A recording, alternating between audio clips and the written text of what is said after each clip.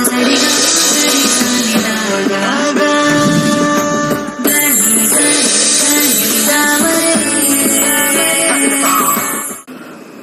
ಶ್ರೀ ಗುರುಭ್ಯೋ ನಮಃ. ಹರಿ ಓಂ. ಜ್ಞಾನಾನಂದಮಯಂ ದೇವಂ ನಿರ್ಮಲಸ್ಫಟಿಕಾಕೃತಿಂ ಆಧಾರಾಂ ಸರ್ವವಿದ್ಯಾನಾಂ ಹಯಗ್ರೀವಂ ಉಪಾಸ್ಮಹೆ. ಓಂ ನಮೋ ಭಗವತೆ ವಾಸುದೇವಾಯ. ಓಂ ನಮೋ ನಾರಾಯಣಾಯ. ನಮಸ್ಕಾರ. ವೆಲ್ಕಮ್ ಟು ನಕ್ಷತ್ರ ನಾಡಿ. ಇವತ್ತು ವಿಶೇಷವಾಗಿರ್ತಕ್ಕಂಥ ಲಗ್ನಗಳ ವಿಚಾರದಲ್ಲಿ ಗುರು 1ನೇ ತಾರೀಕು ಮೇ 2024 ವೃಷಭ ರಾಶಿಗೆ ಪ್ರವೇಶ. ಶಾಸ್ತ್ರದಲ್ಲಿ ರಾಹುಕೇತು,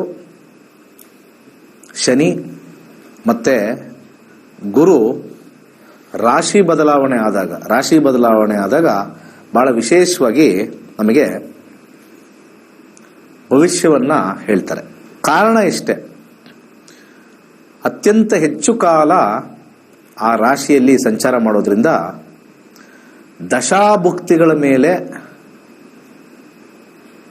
ಗೋಚಾರದ ಫಲಗಳನ್ನ ಹೆಚ್ಚಾಗಿ ಬರ್ತಕ್ಕಂಥದ್ದು ತೋರಿಸುತ್ತೆ. ನಮ್ಮ ಶಾಸ್ತ್ರದಲ್ಲಿ ದಶ ಇರ್ತಕ್ಕಂಥದ್ದು ಗೋಚಾರ ಫಲದಲ್ಲಿ ಅದೃಷ್ಟ ತರುತ್ತೆ ಅಥವಾ ದುರಾದೃಷ್ಟ ತರುತ್ತೆ. 20% ಇಂದ 30%. ಈ ಗೋಚಾರ ಅನ್ನೋದು ಬಹಳ ಪ್ರಮುಖವಾಗಿರ್ತಕ್ಕಂಥದ್ದು. ಅರ್ಥ ಮಾಡ್ಕೊಳ್ಳಿ ಎಲ್ಲರೂ ವೀಕ್ಷಕರು. ಜ್ಯೋತಿಷ್ಯ ಶಾಸ್ತ್ರದಲ್ಲಿ ದಶಗಳೇನಾದ್ರೂ ಮದುವೆ ವಿಚಾರದಲ್ಲಿ ವಿಳಂಬ ಮಾಡಿದ್ರೆ, ಕೊಡಲ್ಲ ಅಂತಂದ್ರೆ ಅದಕ್ಕೆ ಮೂಲ ಗೋಚಾರ. ಎಲ್ಲೋ ಒಂದು ಕಡೆ ಬಹಳ ಹಿಂದೆ ಯಾರಿಗೋ ಒಬ್ಬರಿಗೆ ಗುರುದಶ ನಡೀತಾ ಇತ್ತು. ಆದ್ರೆ ಗುರುದಶ ಮದುವೆ ಕಾಂಬಿನೇಷನ್ ಬರಲಿಲ್ಲ. 16 ವರ್ಷದವರೆಗೂ ಗುರುದಶ ಚೆನ್ನಾಗಿಲ್ಲ ಅಂತ ಹೇಳಿದ್ರು. ಇದು ಸತ್ಯವಾಗಿರ್ತಕ್ಕಂಥ ವಿಚಾರ, ಎಲ್ಲರೂ ತಿಳ್ಕೋಬೇಕಿದು. ಗುರುದಶ ನಡೀತಾ ಇತ್ತು. ಗುರುವಿನ ಕಾಂಬಿನೇಷನ್ ನೋಡಿದ್ರೆ ಎಲ್ಲೋ 1ನೇ ಮನೆನೋ 6ನೇ ಮನೆನೋ ಎಲ್ಲೋ 8ನೇ ಮನೆ 10ನೇ ಮನೆ ತೋರಿಸಿ ವಿವಾಹಕ್ಕೆ ಅಡಚಣೆಯನ್ನ ಕೊಡ್ತಕ್ಕಂಥ ಒಂದು ವಿಚಾರ ಇತ್ತು. ಸೊ ಆ ಸಮಯದಲ್ಲಿ ನೋಡಪ್ಪ, ಗುರು ದಶಾದಲ್ಲಿ ಚೆನ್ನಾಗಿಲ್ಲ,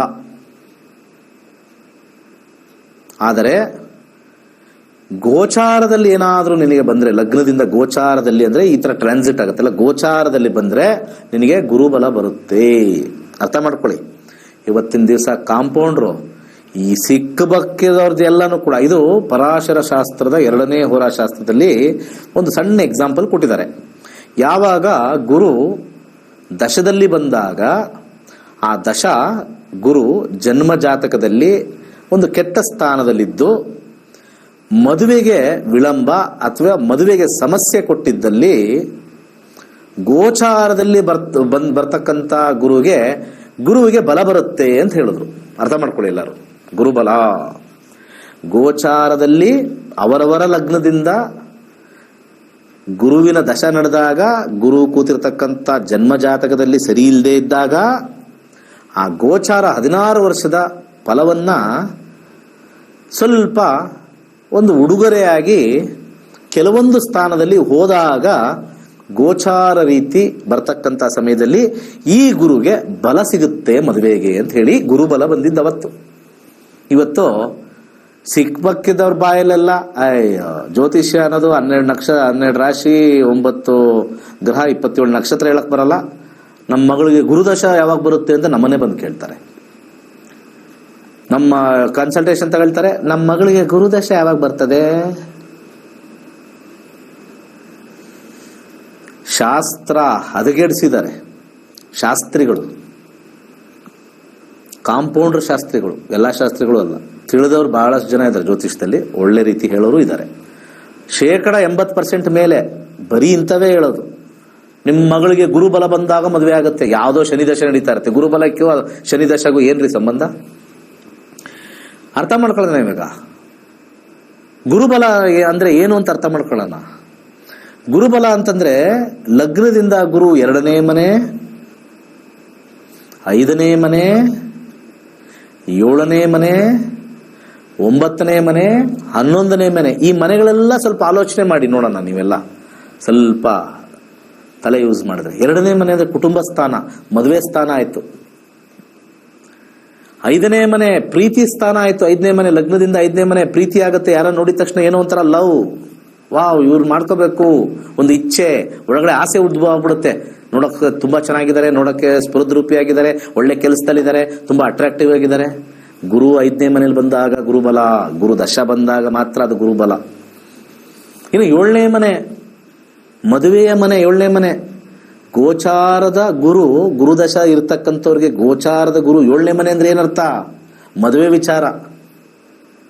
7ನೇ ಮನೆ ಬಂದಾಗ ಬರ್ತಕ್ಕಂಥ ಒಂದು ಗೋಚಾರ ಫಲದಲ್ಲಿ ಗುರುಬಲ ಬಂತು. ಈ ದಶ ನಡೀತಾ ಇರೋರಿಗೆ ಗುರುಬಲ ಬಂತು. ಇನ್ನು 9ನೇ ಮನೆ ಹಿರಿಯರು ಒಪ್ಪಿ ಮಾಡ್ತಕ್ಕಂಥ ಸಮಯ. 9ನೇ ಮನೆ ಒಂದು ರೀತಿ ಆದರ್ಶದ ಮನೆ, ಹಿರಿಯರು ಒಪ್ಪಿ ಮಾಡ್ತಕ್ಕಂಥ ಒಂದು ಸಮಯ ಬಂದಿದೆ. ನಾವು ಅವರು ದೊಡ್ಡವರು ಹೇಳ್ದಂಗೆ ಅನ್ನೋ ಒಂದು ಸಮಯ. ಏನಪ್ಪಾ ಹುಡುಗಿ ಇಷ್ಟ ಆಯ್ತಾ, ಏನಪ್ಪಾ ಹುಡುಗ ಇಷ್ಟ ಆಯ್ತಾನಮ್ಮ, ಇಲ್ಲ ದೊಡ್ಡವರು ಹೇಳಿದ್ರೆ ನಾವು ರೆಡಿ. 9ನೇ ಮನೆಗೆ ಅದೇ ಎಫೆಕ್ಟ್ ಆಗುತ್ತೆ ಗುರು. 11ನೇ ಮನೆ ಲಾಭದ ಮನೆ, ನಮ್ಮ ಇಷ್ಟಾರ್ಥಗಳನ್ನ ಪೂರೈಸಕ್ಕೆ ಲಾಭದ ಮನೆ. ಅರ್ಥ ಮಾಡ್ಕೊಳ್ಳಿ ಎಲ್ಲರೂ, ಲಾಭದ ಮನೆ. ಸೊ ಇಲ್ಲಿ ಗುರುಬಲ ಅಂತ ಎಲ್ಲರಿಗೂ ಯಾಕ್ರಿ ನೋಡ್ತೀರಿ ನೀವೆಲ್ಲ? ದಶದಲ್ಲಿ ಗುರು ಇದೆಯಾ? ಗುರುಬಲ ನೋಡಿ. ನಿಮ್ಮ ದಶದಲ್ಲಿ ಶನಿನೋ, ಅಲ್ಲಿ ರಾಹುನೋ, ಕೇತುನೋ, ಮಂಗಳನೋ, ಸೂರ್ಯನೋ ಬೇರೆ ದಶದಲ್ಲಿ ನಡೆದಾಗ ಗುರು ಬಲ ನೋಡ್ತಕ್ಕಂಥದ್ದು ಅತ್ಯಂತ ಸಮಸ್ಯೆದಾಯಕ. ಯಾಕೆ ಈ ತರ ಆಗುತ್ತೆ ಅಂತಂದ್ರೆ, ಗುರು ಒಬ್ಬ ಬಹಳ ಬೆನಿಫಿಕ್ ಪ್ಲಾನೆಟ್ ಅಂತ ಹೇಳ್ತಾರೆ, ಶುಭಗ್ರಹ ಅಂತ ಹೇಳ್ತಾರೆ. ಈ ಶುಭಗ್ರಹ ಆಗಿರ್ತಕ್ಕಂಥ ಗ್ರಹ ಅಶುಭ ಸ್ಥಾನದಲ್ಲಿ ಕುತ್ಕೊಂಡು ಮದುವೆ ವಿಚಾರದಲ್ಲಿ ವಿಳಂಬ ಅಥವಾ ಮದುವೆ ವಿಚಾರದಲ್ಲಿ ಒಂದು ಸಮಸ್ಯೆ ಕೊಡ್ತಕ್ಕಂಥ ಸಮಯದಲ್ಲಿ ಪೂರಕವಾಗಿ ಇದು ಶುಭಗ್ರಹ ಆಗಿರ್ತಕ್ಕಂಥದ್ದು ಗೋಚಾರದಲ್ಲಿ 2, 5, 7, 9, 11ರಲ್ಲಿ ಬಂದ್ರೆ, ಅದು ಮದುವೆ ಸ್ಥಾನಗಳಲ್ಲಿ ಬಂದ್ರೆ ಈ ಗುರುದಶೆಗೆ ಗುರುಬಲ ಬಂದಂಗಾಗತ್ತೆ. ಆ ಸಮಯದಲ್ಲಿ ಆಗುತ್ತೆ ಅಂತ ಹೇಳಿ ಪರಾಶರ ಹೊರ ಶಾಸ್ತ್ರದಲ್ಲಿ ಹೇಳಿದೆ. ಅದು ಬಿಟ್ಟು ಈ ಪಂಚಾಂಗ ಇಟ್ಕೊಂಡಿರೋರು ನಮ್ಮ ಪ್ರೋಗ್ರಾಮ್ ನೋಡಲ್ಲ. ಅವರು ಪಕ್ಕಾ ಹೇಳ್ತೀನಿ, ಈ ಕಾಂಪೌಂಡರ್ನಲ್ಲಿ ನಮ್ಮ ಪ್ರೋಗ್ರಾಮ್ ನೋಡಿದ್ರೆ ಅಟ್ಲೀಸ್ಟ್ ಎಷ್ಟೋ ವಿಚಾರಗಳು ಅರ್ಥ ಆಗ್ಬಿಡ್ತದೆ. ನಾನು ಎಷ್ಟೋ ವಿಚಾರಗಳು ತುಂಬಾ ಜನ ಬಂದು ಹೇಳಿದ್ದಾರೆ, ಸರ್ ನನ್ಗೆ ನಿಜವಾಗ್ಲೂ ಕ್ಷಮಿಸ್ಬಿಡಿ ಸರ್, ಸುಮ್ಮನೆ ನಾನು ಗುರುಬಲ ಕುಜದೋಷ ಹೇಳ್ತಾ ಇದ್ದೆ, ನಿಮ್ ನೋಡ್ತಾ ನೋಡ್ತಾ ಅರ್ಧ ಕಲ್ತ್ಬಿಟ್ಟಿದ್ದೀನಿ ಸರ್, ನಾವು ಸುಳ್ಳು ಹೇಳೋದು ನಿಲ್ಸ್ಬಿಟ್ಟಿದೀವಿ ಸರ್ ಅಂತ ಹೇಳಿದ್ರು. ಬಹಳ ಖುಷಿ ಆಯ್ತು ನನಗೆ, ಬಹಳ ಖುಷಿ ಆಯ್ತು. ಹಿಂದೂ ಸನಾತನ ಧರ್ಮ, ಹಿಂದೂ ಶಾಸ್ತ್ರ ಅಟ್ಲೀಸ್ಟ್ ಈ ಕಾರ್ಯಕ್ರಮದಿಂದ ನೋಡಿ, ಇಲ್ಲ ನಾವು ಬದಲಾಗಬೇಕು ಅಂತ ಹೇಳ್ತಕ್ಕಂಥ ಒಂದು ವಿಚಾರನ ಮನದಟ್ಟು ಮಾಡ್ಕೊಂಡಿರ್ತಕ್ಕಂಥ ಅನೇಕರು, ಬಹಳ ಖುಷಿ ಆಯ್ತು. ಅಟ್ಲೀಸ್ಟ್ ನಿಜವಾದ ಅರ್ಥ ತಿಳ್ಕೊಂಡು ನಾವು ದಶಾಭುಕ್ತಿಯಲ್ಲೇ ನಿರ್ಣಯ ಮಾಡಬೇಕು ಅಂತ ಬಂದಿರತಕ್ಕಂಥ ವಿಚಾರ. ಇಷ್ಟು ವಿಚಾರ ಹೇಳಿದ್ದೀನಿ, ಅರ್ಥ ಮಾಡ್ಕೊಂಡು. ಹಾಗೆ ಗುರು ಇದೇ 1ನೇ ತಾರೀಕು ಮೇ 2024, 2025 14ನೇ ಮೇ 2025ವರೆಗೂ ವೃಷಭ ರಾಶಿಲಿ ಸಂಚಾರ. ಈ ಸಂಚಾರ ಕಾಲದಲ್ಲಿ ಇರ್ತಕ್ಕಂಥ ಸ್ಥಾನ ಲಗ್ನದಿಂದ ಯಾವ್ಯಾವ ಮನೆ ಅಂತ ಹೇಳ್ತೀನಿ. ಮೊದಲು ಮೇಷ ಲಗ್ನಕ್ಕೆ ಹೋಗೋಣ. ರಾಶಿ ಎಲ್ಲ ಬಿಟ್ಬಿಡ್ರಿ ಸಾಕು. ಅದೇನ್ ಟಿವಿಲಿ ರಾಶಿ ಭವಿಷ್ಯ ನೋಡ್ತಿರೋ, ಅದೇನ್ ಯೂಟ್ಯೂಬ್ ಅಲ್ಲಿ ರಾಶಿ ಭವಿಷ್ಯ ನೋಡ್ತಿರೋ, ಅರ್ಥವೇ ಆಗಲ್ಲ. ಇನ್ನೂ ಅದರಿಂದ ಜನ ಬಿದ್ದಿದ್ದಾರೆ, ಇನ್ನೂ ಆ ರಾಶಿ ಭವಿಷ್ಯದಿಂದ ಜನ ಬಿದ್ದಿದ್ದಾರೆ. ಕಷ್ಟ. ಮೇಷ ಲಗ್ನಕ್ಕೆ 2ನೇ ಮನೆಗೆ ಸಂಚಾರ ಮಾಡ್ತಾ ಇದ್ದಾನೆ. 2ನೇ ಮನೆ ಸಂಚಾರ ಮಾಡಿ 9ನೇ ಅಧಿಪತಿ ಮತ್ತೆ 12ನೇ ಅಧಿಪತಿ ಆಗಿದ್ದಾನೆ. ಸೊ ಎಜುಕೇಶನ್ ಅಲ್ಲಿ ಇರ್ತಕ್ಕಂಥವ್ರಿಗೆ, ವಿದ್ಯಾರ್ಥಿಗಳಿಗೆ ಅದ್ಭುತವಾಗಿರ್ತಕ್ಕಂಥ ಒಂದು ಸಮಯ. ಯಾಕಂದ್ರೆ 2ನೇ ಮನೆ ಸ್ವಲ್ಪ ವಿದ್ಯಾಸ್ಥಾನ, ಅತ್ಯಂತ ಹೆಚ್ಚು ವಿದ್ಯಾಸ್ಥಾನ ಇಲ್ಲ ಅಂದ್ರೆ ಅಟ್ಲೀಸ್ಟ್ 60% ಇರ್ತಕ್ಕಂಥ ವಿದ್ಯಾಸ್ಥಾನ. ಉತ್ತಮವಾಗಿ ವಿದ್ಯಾಭ್ಯಾಸವನ್ನು ಮಾಡ್ತಾರೆ. ಯಾರು ಗುರುದಶ ನಡೀತಾ ಇದೆ ಅದರಲ್ಲೂ ಕೂಡ ಮೇಷ ಲಗ್ನ ಇರೋರಿಗೆ ನಾವು ಡೀಟೇಲ್ ಆಗಿ ಹೋಗ್ತೀವಿ. ಅದರಲ್ಲಿ 30% ಇನ್ಕ್ರೀಸ್ ಆಗುತ್ತೆ. ಯಾಕಂದ್ರೆ ಮೂಲ ಗುರು ಎಲ್ಲಿದೆ ಅಲ್ಲಿ ಮೂಲ, ಅದು 70-80% ತಗೋಬೇಕು. ಇನ್ನ ಇದ್ರಲ್ಲಿ ಏನಾದ್ರು ಆಡ್ ಆನ್, ಏನೋ ಓದ್ತಾ ಇರ್ಲಿಲ್ಲ ನನ್ನ ಮಗ, ಯಾಕೋ ಗುರು ಬದಲಾವಣೆ ಈ ಮೇಯಿಂದ ಸ್ವಲ್ಪ ಕಾನ್ಸಂಟ್ರೇಟ್ ಮಾಡ್ತಾ ಇದ್ದಾನೆ, ಸ್ವಲ್ಪ ಖುಷಿ ಆಯ್ತು, ಅದೇ ಗೋಚಾರ ಮಾಡೋದು. ಪರವಾಗಿಲ್ಲ, ಏನೋ ಒಂದು 50-60 ತಗೊಳ್ಳೋ ಥರ ಇದ್ದ, ಈ ವರ್ಷ ಸ್ವಲ್ಪ ಚೆನ್ನಾಗಿ ಓದಿ ಒಂದು 70-80 ತಗೊಂಡವನೇ. ಇದೆಲ್ಲ ಮಾತಾಡ್ತಾರಲ್ಲ, ಈ ಗುರುವಿಂದನೇ, ಗೋಚಾರದಿಂದ ಬರ್ತಕ್ಕಂಥದ್ದು. ಹಣಕಾಸು ವಿಚಾರದಲ್ಲಿ ಬಹಳ ಉತ್ತಮವಾಗಿದೆ. 2ನೇ ಮನೆ ಅತ್ಯುತ್ತಮವಾಗಿರ್ತಕ್ಕಂಥ ಮನೆ. ಹಣ ಹೆಚ್ಚಾಗ್ತಕ್ಕಂಥ ಒಂದು ವಿಚಾರ, ಅದ್ಭುತವಾಗಿರ್ತಕ್ಕಂಥ ಒಂದು ಸಮಯ. ಕೆಲಸದಲ್ಲಿರೋರಿಗೆ ಸ್ವಲ್ಪ ದುಡ್ಡು ಖಂಡಿತ ಇನ್ಕಮ್ ಹೆಚ್ಚಾಗುತ್ತೆ. ಹಾಗೆ ವಿವಾಹ ವಿಚಾರದಲ್ಲಿ 2ನೇ ಮನೆ ಕುಟುಂಬ ಸ್ಥಾನ ಅಂತ ಹೇಳಿದ್ದೀನಿ. ಅನೇಕ ಫ್ಯಾಮಿಲಿಗಳು ಬಂದು ಮದುವೆಗೆ ಸ್ವಲ್ಪ ಹೆಲ್ಪ್ ಮಾಡ್ತಕ್ಕಂಥ, ಸಹಾಯ ಮಾಡ್ತಕ್ಕಂಥದ್ದು ಗುರುಬಲ. ಅರ್ಥ ಆಯ್ತಾ? ಮೇಷ ಲಗ್ನದವ್ರಿಗೆ ಗುರುಬಲ ಪ್ರೊವೈಡೆಡ್ ಗುರುದಶ. ಮೇಷ ಲಗ್ನದವ್ರಿಗೆ ಎಲ್ಲರಿಗೂ ಗುರುಬಲ ಅಲ್ಲಪ್ಪ, ಪಕ್ಕ ತಿಳ್ಕೊಳ್ಳಿ. ಗುರುದಶ ನಡೀತಾ ಇದೆಯಾ, ಗುರುಬಲ ತಗೊಳ್ಳಿ. ಅದಕ್ಕೆ ಇವತ್ತಿನವರೆಗೂ ಒಬ್ರೊಬ್ರು ಒಂದೊಂಥರ ಹೇಳ್ತಾರೆ ಅಂತ ಇದಕ್ಕೇ ಹೇಳೋದು ನಾನು. ಜ್ಯೋತಿಷಕ್ಕೆ ಹೋದ್ರೆ ಒಬ್ರೊಬ್ರು ಒಂಥರ ಹೇಳ್ತಾರೆ ಸರ್. ಒಬ್ರೊಬ್ರು ಒಂಥರ 7ನೇ ಮನೆ ನೋಡ್ತಾರೆ, ಅಲ್ಲಿ 8ನೇ ಮನೆ ಮಾಂಗಲ್ಯ ಸ್ಥಾನ ನೋಡ್ತಾರೆ, ಅಲ್ಲಿ ಪೂರ್ವ ಪುಣ್ಯ ಸ್ಥಾನ 5ನೇ ಮನೆ ನೋಡ್ತಾರೆ, ಆಮೇಲೆ ಶುಕ್ರನ್ ನೋಡ್ತಾರೆ, ಸ್ತ್ರೀ ಯೋಗ ಇದೆ ಅಂತ. ಬರೀ ಬಂಡಲ್ಲೇ. ಅವೆಲ್ಲ ಅಲ್ಲ, ಅವೆಲ್ಲ ಅಲ್ವೇ ಅಲ್ಲ. ದಶಾ ಕಾಂಬಿನೇಷನ್ ಅಲ್ಲಿ ಇದೆಯಾ, ಅದೇ ದಶಾ ಅಥವಾ ಭುಕ್ತಿ ಅಥವಾ ಅಂತರ್ಭುಕ್ತಿ ಗೋಚಾರದಲ್ಲಿ ಬಲ ಬಂದಿದೆಯಾ ಅಂತ. ಎಲ್ಲದಕ್ಕೂ ಗೋಚಾರದಲ್ಲಿ ಬಲ ಅಂತ ಹೇಳ್ಬೇಕು. ಶುಕ್ರ ಬಲ ಬಂದಿದೆಯಾ, ಶನಿ ಬಲ ಬಂದಿದೆಯಾ, ಗುರುಬಲ ಬಂದಿದೆಯಾ, ರಾಹುಬಲ ಬಂದಿದೆಯಾ, ಕೇತು ಬಲ ಬಂದಿದೆಯಾ, ಆ ರೀತಿ ಹೇಳಲೇಬೇಕು ಜ್ಯೋತಿಷದಲ್ಲಿ. ಸೊ ಇದು ಮದುವೆಗೆ ಒಳ್ಳೆ ಸಮಯ. ಆರೋಗ್ಯಕ್ಕೆ ಸಣ್ಣ ಪುಟ್ಟ ಸಮಸ್ಯೆ. 2ನೇ ಮನೆ ಸಾಧಾರಣವಾಗಿರ್ತಕ್ಕಂಥ ಮನೆ ಆಗಿರೋದ್ರಿಂದ ಸಾಧಾರಣವಾಗಿರ್ತಕ್ಕಂಥದ್ದು. ವಿಶೇಷ ಏನು ಅಂದ್ರೆ ಸ್ವಲ್ಪ ವಿದೇಶಕ್ಕೆ ಹೋಗ್ತಕ್ಕಂಥವ್ರಿಗೆ ಅನುಕೂಲ. ಯಾಕಂದ್ರೆ 9ನೇ ಮನೆ 12ನೇ ಮನೆ ಇರ್ತಕ್ಕಂಥವ್ರು ವಿದ್ಯಾಭ್ಯಾಸಕ್ಕೋ ಅಥವಾ ಮದುವೆ ಮಾಡಿಕೊಂಡು ವಿದೇಶಕ್ಕೆ ಹೋಗ್ತಕ್ಕಂಥದ್ದು, ಈ ವಿಚಾರಕ್ಕೆಲ್ಲ ಅನುಕೂಲಕರವಾಗಿರ್ತಕ್ಕಂಥ ಪರಿಸ್ಥಿತಿ ಇರ್ತಕ್ಕಂಥದ್ದು ತೋರಿಸ್ತಾ ಇದೆ. ಸೊ ಹಾಗೆ ಒಂದು ಹಣಕಾಸಿನ ವಿಚಾರದಲ್ಲಿ ಒಂದು ಹೊಸ ಹೂಡಿಕೆ ಮಾಡ್ತಕ್ಕಂಥದ್ದು ತೋರಿಸ್ತಾ ಇದೆ. ಎಲ್ಲಿ ಕೂತಿದೆಯೋ ಅಲ್ಲಿ ಬಹಳ ಇಂಪಾರ್ಟೆಂಟ್. ಇಷ್ಟು ಮೇಷ ಲಗ್ನದವ್ರಿಗೆ. ಎಜುಕೇಶನ್, ಜಾಬ್ ಅಲ್ಲಿ, ಬಿಸ್ನೆಸ್ ಅಲ್ಲೂ ಉತ್ತಮವಾಗಿದೆ ಮಾಡ್ತಾ ಇರ್ತಕ್ಕಂಥವ್ರಿಗೆ. ದಶ ಚೆನ್ನಾಗಿರ್ಬೇಕು, ಇದೊಂದು 30% ಆ್ಯಡ್ ಆಗುತ್ತೆ. ಅದು ಚೆನ್ನಾಗಿದೆ 70%, ಇದು ಚೆನ್ನಾಗಿದೆ 30%, ಎರಡೂ ಆದ್ರೆ 100% ಸೂಪರ್. ಹಾಗೆ ವಿವಾಹಕ್ಕೂ ಒಳ್ಳೇದಿರ್ತಕ್ಕಂಥದ್ದು. ಇಷ್ಟು ಮೇಷ ಲಗ್ನ. ವೃಷಭ ಲಗ್ನಕ್ಕೆ ಹೋಗೋಣ. ವೃಷಭ ಲಗ್ನದವ್ರಿಗೆ ಸ್ವಲ್ಪ ಲಗ್ನದಲ್ಲೇ ಗುರು ಬಂದ, ಗುರು ದಶ ನಡೀತಾ ಇದೆ. ಏನ್ ಮಾಡಿದ್ರು ಕೂಡ ಅವರೇ ಸ್ವಂತವಾಗಿ ಎಫರ್ಟ್ ಹಾಕಿದ್ರೆ ಮಾತ್ರನೇ ರಿಸಲ್ಟ್. ಆದ್ರೂ ಕೂಡ ಕಷ್ಟದ ರಿಸಲ್ಟ್. ಯಾಕೆಂದ್ರೆ 8ನೇ ಅಧಿಪತಿ ಆಗಿರ್ತಕ್ಕಂಥವನು ಆಗಿದ್ದಾನೆ, 11ನೇ ಅಧಿಪತಿ ಆಗಿರೋನು ಇದ್ದಾನೆ. ಅನೇಕ ವಿಚಾರದಲ್ಲಿ ನಿಧಾನ, ಸ್ವಲ್ಪ ಅಡಚಣೆಗಳು. ಸ್ವಯಂವಾಗಿ ನಾವು ಹೆಚ್ಚಿಗೆ ಪ್ರಯತ್ನ ಪಡಬೇಕು. ಅದಾದ ನಂತರ ಸ್ವಲ್ಪ ತಾತ್ಕಾಲಿಕವಾಗಿ ಸ್ವಲ್ಪ ರಿಲೀಫ್, ಜಯ ಸಿಗ್ತಕ್ಕಂಥ ಕಾಂಬಿನೇಷನ್. ಎಜುಕೇಶನ್ ಅಲ್ಲಿರೋರು ಅವರಾಗೆ ಅವರು ಮಾಡಲೇಬೇಕು. ಇಲ್ಲ ಅಂದ್ರೆ 1ನೇ ಮನೆ ಕುತ್ಕೊಂಡಾಗ ಅಲ್ಲಿ 30% ಎಫೆಕ್ಟ್ ಆಗ್ಬಿಡುತ್ತೆ. ಯಾಕೋ ನಾನೇ ಕುತ್ಕೊಂಡು ಓದಬೇಕು, ಇಲ್ಲಾಂದ್ರೆ ಕಷ್ಟ ಆಗೋದಿಲ್ಲ. ಗ್ರಹಗಳು ಬೈ ಡಿಫಾಲ್ಟ್ ಸ್ವಲ್ಪ ಓದ್ತಾನೆ ಅರ್ಥ ಮಾಡ್ಕೊಳಕ್ಕಾಗಲ್ಲ. ತುಂಬಾ ಓದ್ತಾ ಇದ್ರೆ ಅರ್ಥ ಆಗ್ತಾ ಇಲ್ಲ. ಅಯ್ಯೋ ಆಮೇಲೆ ಓದೋಣ, ಮತ್ತೆ ಓದ್ತಾ ಇದ್ರೆ ಅರ್ಥ ಆಗ್ತಿಲ್ಲ. 1ನೇ ಮನೆ 2ನೇ ಮನೆಗೆ ವ್ಯಯಭಾವ ಆಗಿರೋದ್ರಿಂದ ಸ್ವಲ್ಪ ಸ್ಲೋ ಆಗುತ್ತೆ. ಅಂಡರ್ಸ್ಟ್ಯಾಂಡಿಂಗ್ ಸ್ವಲ್ಪ ನಿಧಾನ ಆಗ್ತಕ್ಕಂಥದ್ದು. ಅದರಲ್ಲಿ 8ನೇ ಮನೆ ಅಧಿಪತಿ ಆಗಿದೆ, ಪ್ಲಸ್ 11ನೇ ಮನೆ ಇದೆ.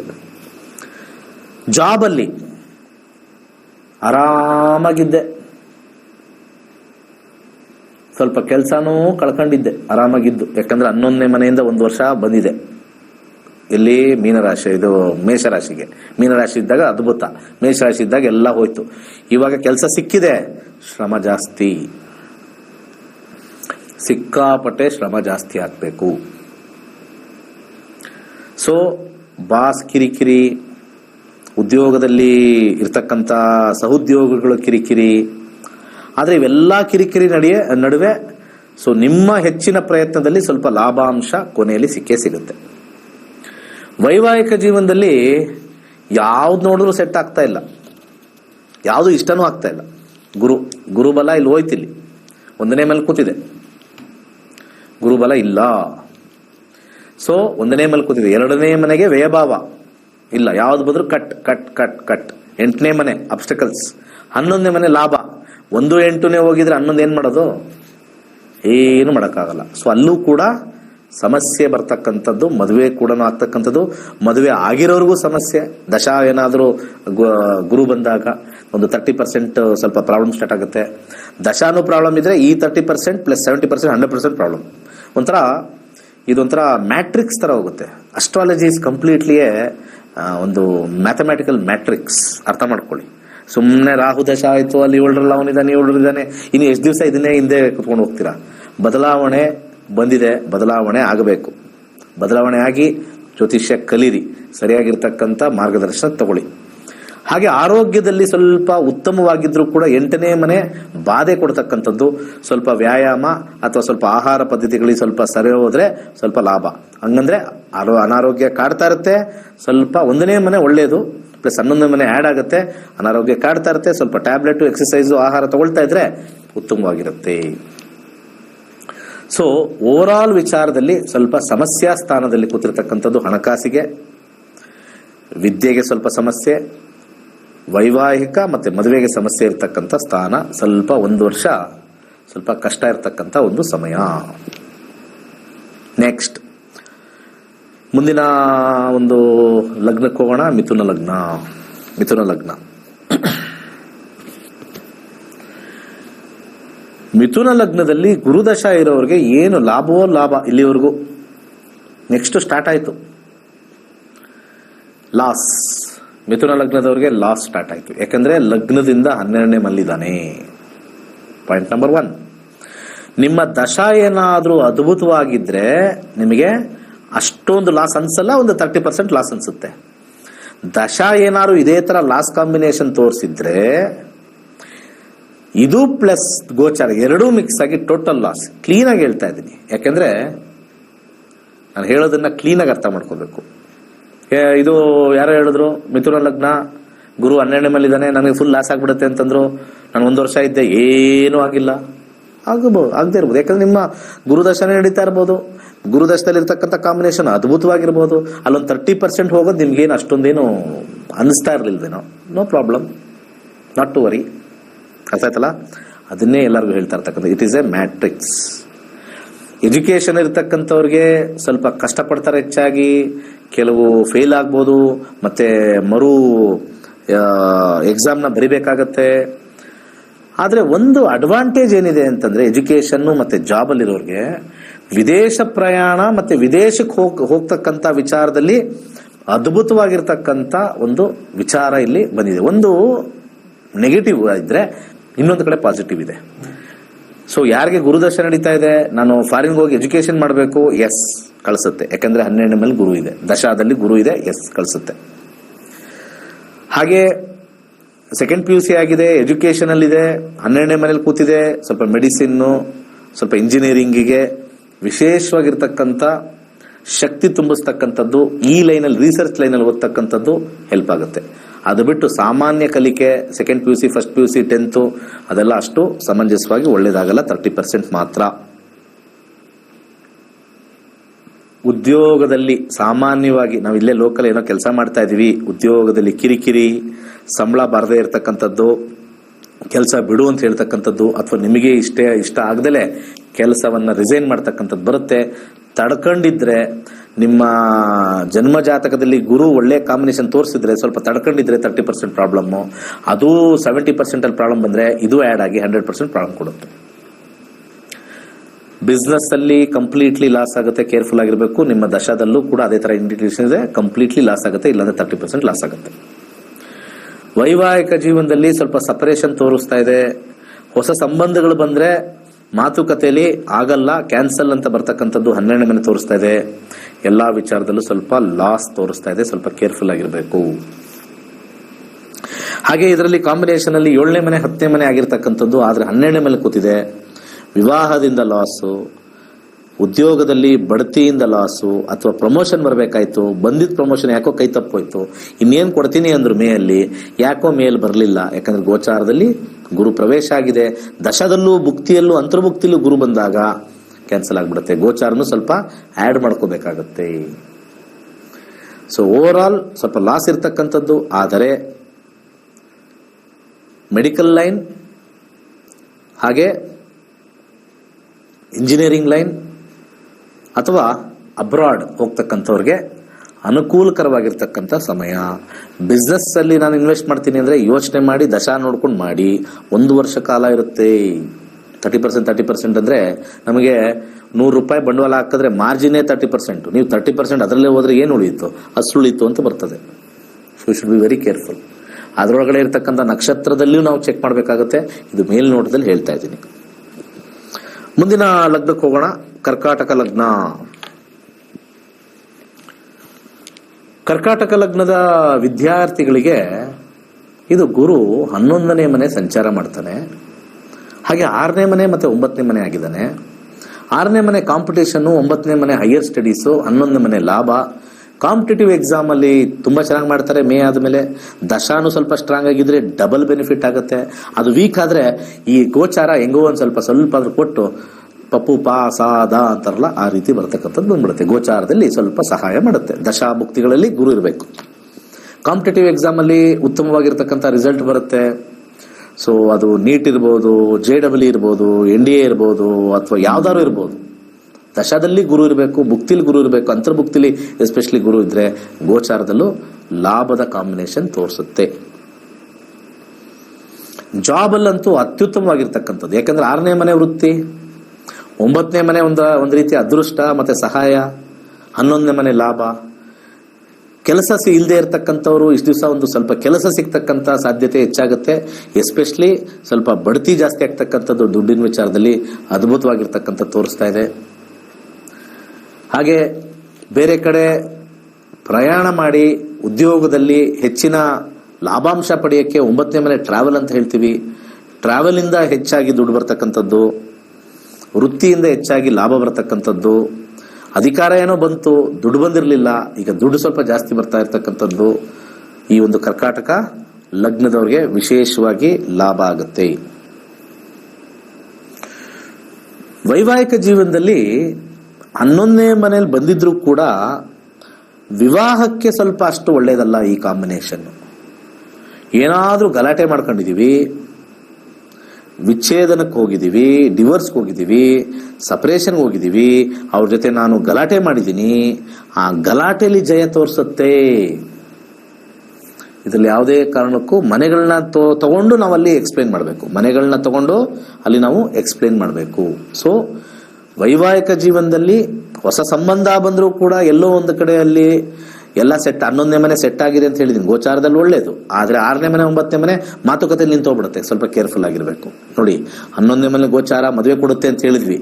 ಈ ಲಗ್ನಕ್ಕೆ ಸ್ವಲ್ಪ ಬಾಧಕ ಆಗ್ಬಿಡ್ತಾನೆ 6ನೇ ಮನೆ 9ನೇ ಮನೆ. 9 ಹಿರಿಯರು, 6 ಮೂಲ ತ್ರಿಕೋಣ ಸ್ಥಾನ.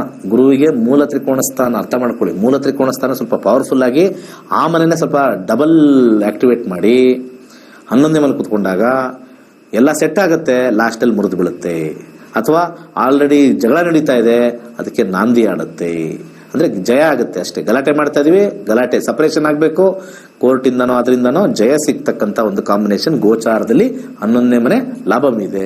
ಮದುವೆಗೆ ಲಾಭ ಅಂತ ತಗೊಳಕ್ಕಾಗಲ್ಲ, ಯಾಕಂದ್ರೆ ಅದ್ರ ಮನೆಗಳು ತಗೊಳ್ಬೇಕು, ಸ್ವಲ್ಪ ಕಷ್ಟಕರವಾಗಿರುತ್ತೆ. ಮೇಷರಾಶಿಲಿ ಅದೇ 2ನೇ ಮನೆಗೆ ಬಂತು, ಮದುವೆ ಹೇಳಿದೆ. ಇದು 11ನೇ ಮನೆಗೆ ಬಂತು, ಮದುವೆ ಹೇಳಲಿಲ್ಲ, ಸ್ವಲ್ಪ ಕಷ್ಟ. 6ನೇ ಮನೆ ಬ್ರೇಕ್ ಮಾಡ್ಬಿಡುತ್ತೆ. ಯಾರಿಂದ ಆದ್ರೂ ಬ್ರೇಕ್ ಮಾಡುತ್ತೆ. ಯಾರೋ ಎಷ್ಟೊಂದು ಜನ ನೋಡಿದೀವಿ ಮದುವೆ ವಿಚಾರದಲ್ಲಿ. ಬಹಳಷ್ಟು ಜನ ಏನ್ ಹೇಳ್ತಾರೆ, ಸರ್ ಎಲ್ಲ ಸೆಟ್ ಆಗಿತ್ತು, ಅಲ್ಲಿ ನಮ್ಮ ಹಿರಿಯರು ದೊಡ್ಡಪ್ಪ ಕರ್ಕೊಂಬಂದು ಸ್ವಲ್ಪ ಬಂದು ಮಾತಾಡಿ ಅಂತ ಹೇಳಿದ್ವಿ. ಅವ್ರೇನೋ ಅದು ಇದು ಕೇಳಿದ್ರು, ಅದಕ್ಕೆ ಮುನಿಸ್ಕೊಂಡು ಹೊಟ್ಟೋದ್ರು. ಸರ್ ಎಲ್ಲ ಚೆನ್ನಾಗೇ ಇತ್ತು, ಅವ್ರು ಏನೇನೋ ಕೇಳಿದ್ರು, ನಮಗೂ ಒಂಥರ ಅನ್ನಿಸ್ತು, ಯಾಕಿಂಗ್ ಕೇಳಿದ್ರು ಅಂತ. ಇಂಥವೆಲ್ಲ ಆಗಿ ಕಟ್ಟಾಗಿರ್ತಕ್ಕಂಥದ್ದು. ಯಾವ್ಯಾವ ರೀತಿ ಕಟ್ಟಾಗುತ್ತೋ ಹೇಳಕ್ಕಾಗಲ್ಲ, ಬಹಳ ಬಾಧಕರಾಗಿರ್ತಕ್ಕಂಥದ್ದು. ಹಾಗೆ ಆರೋಗ್ಯದಲ್ಲಿ ಉತ್ತಮವಾಗಿದೆ. ಆರೋಗ್ಯದಲ್ಲಿ ಉತ್ತಮ, ಯಾಕಂದ್ರೆ 9ನೇ ಮನೆ 11ನೇ ಮನೆ 6ನೇ ಮನೆ ಕಾಯಿಲೆ ಆದ್ರೂ ಕೂಡ 9ನೇ ಮನೆ 11ನೇ ಮನೆ ಸೇರಿದಾಗ ಆರೋಗ್ಯದಲ್ಲಿ ಉತ್ತಮವಾಗಿರುತ್ತೆ, ಹಣಕಾಸಿನಲ್ಲಿ ಉತ್ತಮವಾಗಿರುತ್ತೆ, ಎಲ್ಲವೂ ಉತ್ತಮ. ವೈವಾಹಿಕ ಜೀವನ ಮತ್ತೆ ವೈವಾಹಿಕ ಇದರಲ್ಲಿ ವಿಚಾರದಲ್ಲಿ ಸ್ವಲ್ಪ ಸಮಸ್ಯೆ ಬರ್ತಕ್ಕಂಥ ಒಂದು ವಿಚಾರವನ್ನು ಹೇಳಿದ್ದೀನಿ. ಸೊ ಇವತ್ತು ಗುರುಬಲ ಬಗ್ಗೆ ಹೇಳಿದ್ದೀನಿ. ಗುರುಬಲ ಏನು ಅಂತ ಅರ್ಥ ಆಗಿದೆ. ಗುರು ದಶ ಇರಬೇಕು.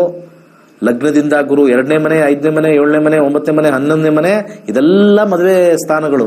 ದಶ ಇದ್ದಾಗ ಮಾತ್ರ ಆಗುತ್ತೆ. ಶನಿ ದಶ ನಡೆದಾಗ ಯಾರೀ ಗುರುಬಲ ನೋಡ್ತಾರೆ? ತಪ್ಪು. ಅಟ್ಲೀಸ್ಟ್ ಗುರು ಭುಕ್ತಿ ನಡೀತಾ ಇದ್ದಾಗ ಗುರುಬಲ ನೋಡ್ಲಿ, ಗುರು ಅಂತರ್ಭುಕ್ತಿ ನಡೆದಾಗ ಗುರುಬಲ ನೋಡ್ಲಿ, ಒಪ್ಕೊಳ್ತೀನಿ. ಸುಮ್ಮನೆ ಆ ದಶಾದಲ್ಲಿ ಭುಕ್ತಿಲಿ ಅಂತರ್ಭುಕ್ತಿಲಿ ಗುರುನೇ ಇಲ್ಲ, ಗುರುಬಲವಂತೆ ಕಷ್ಟ. ಇವತ್ತಿನ ಜ್ಯೋತಿಷ್ಯರು ಅಡ್ವಾನ್ಸ್ ಆಗಬೇಕು. ಇವತ್ತು ಇಂಜಿನಿಯರಿಂಗ್ ಅಲ್ಲಿ ಅಡ್ವಾನ್ಸ್ ಆಗಿದ್ದಾರೆ, ಮೆಡಿಕಲ್ ಅಲ್ಲಿ ಅಡ್ವಾನ್ಸ್ ಆಗಿದ್ದಾರೆ, ಲಾ ಅಲ್ಲಿ ಅಡ್ವಾನ್ಸ್ ಆಗಿದ್ದಾರೆ, ಎಲ್ಲದರಲ್ಲೂ ಅಡ್ವಾನ್ಸ್.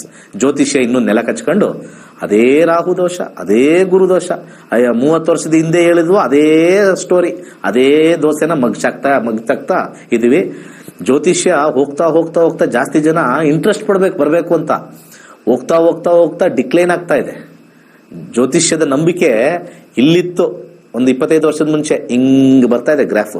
ನಾನ್ ಜ್ಯೋತಿಷ್ಯ ನಂಬಲಪ್ಪ, ಹೋಗಿ ಹೋಗಿ ಮೋಸ ಹೋದೆ, ಹಿಂಗ್ ಬರ್ತಾ ಇದೆ ಗ್ರಾಫ್. ಎಲ್ಲೋ ಒಂದ್ ಕಡೆ ಹೇಳ್ಕೊಟ್ಟು ಆ ಗ್ರಾಫ್ನ ಸ್ವಲ್ಪ ಇಲ್ಲಿ ತಳ್ತಾ ಇದ್ದೀನಿ. ಇದರ ಜವಾಬ್ದಾರಿ ಎಲ್ಲಾ ಜ್ಯೋತಿಷ್ಯರು ಹೇಳೋರ್ ಮೇಲೂ ನಿಂತಿದೆ. ಸೊ ಜ್ಯೋತಿಷ್ಯ ಹೇಳ್ಬೇಕು ಅಂದ್ರೆ ಆತ್ಮಸಾಕ್ಷಿ ಕೇಳ್ಕೊಳ್ಳಿ, ನಾನು ಹೇಳ್ತಾ ಇರ್ತಕ್ಕಂಥದ್ದು ಕರೆಕ್ಟ್ ಇದೆಯಾ ಅಂತ. ಆಮೇಲೆ ಜ್ಯೋತಿಷ್ಯ ಈ ಗ್ರಾಫ್ ಅಲ್ಲ ಹಿಂಗೆ ಆಟೋಮೆಟಿಕ್ ಆಗಿ ಹೋಗುತ್ತೆ ಹೇಳ್ತಕ್ಕಂಥವ್ರಿಗೆಲ್ಲ. ಸುಮ್ಮನೆ ರಾಶಿ ಭವಿಷ್ಯ ಹೇಳಿ ಪಬ್ಲಿಕ್ನ ಹಾಳು ಮಾಡಬೇಡಿ, ಬಂದವ್ರಿಗೆ ಗುರುಬಲ ಹೇಳ್ಬಿಟ್ಟು ಹಾಳು ಮಾಡಬೇಡಿ. ದಶಾ ಭುಕ್ತಿ ಅಂತರ್ಭುಕ್ತಿ ನೋಡಿ, ಇಂಥ ಟೈಮಲ್ಲಿ ಆಗತ್ತೆ ಹೋಗುತ್ತೆ ಅಷ್ಟು ಹೇಳಿ. ಪೂಜೆ ಪುನಸ್ಕಾರ ಟ್ರೈ ಮಾಡಕ್ಕೆ ಹೇಳಿ, ಪೂಜೆ ಪುನಸ್ಕಾರದಿಂದ ಹಾಗೆ ಆಗತ್ತೆ ಅಂತ ಹೇಳಕ್ ಹೋಗ್ಬೇಡಿ. ಅದು ಸುಮ್ಮನೆ ಕಂಪ್ಲೀಟ್ಲಿ ರಾಂಗ್. ಜನ ಸುಖಿನೋ ಭವಂತು.